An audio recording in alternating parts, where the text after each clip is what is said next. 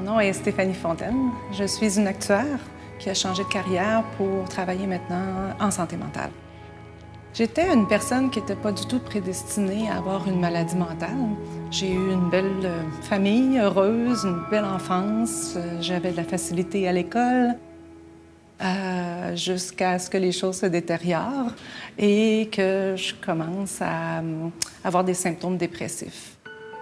Alors, ça s'est mis tellement mal aller qu'on a dû m'hospitaliser pendant 1 mois pour dépression majeure avec éléments psychotiques. Donc, j'avais tout un monde de paranoïa qui s'était installé dans ma tête.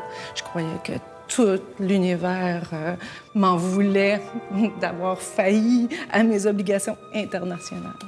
Donc, mais j'ai eu un diagnostic, j'ai eu de la médication et j'ai pu retourner travailler. Et j'ai eu la chance d'avoir un employeur qui m'a accepté à mon retour dans le respect et qui m'a fait confiance aussi dans mes capacités de reprendre mes obligations comme dans le passé.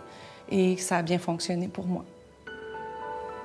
J'ai été diagnostiquée bipolaire à 30 ans. Puis cette année, je fête mon 15e anniversaire de rétablissement.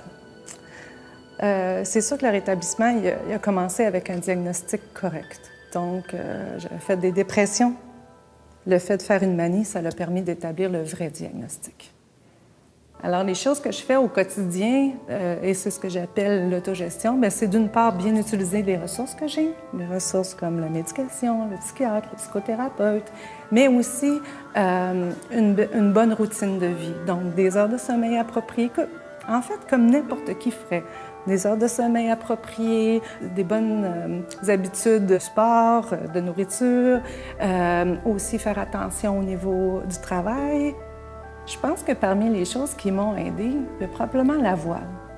J'ai la chance d'avoir un voilier et on a navigué à travers l'océan. Pour moi, ça me permet de reconnecter avec la nature, le vent, le ciel, le mouvement des vagues. Ça calme l'esprit, l'eau.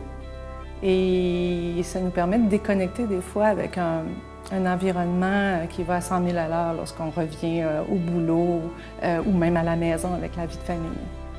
C'est un peu comme le diabète, la maladie mentale. Il y a des choses qu'on peut faire dans notre quotidien qui font en sorte que les symptômes sont moins forts ou que les épisodes sont plus éloignés.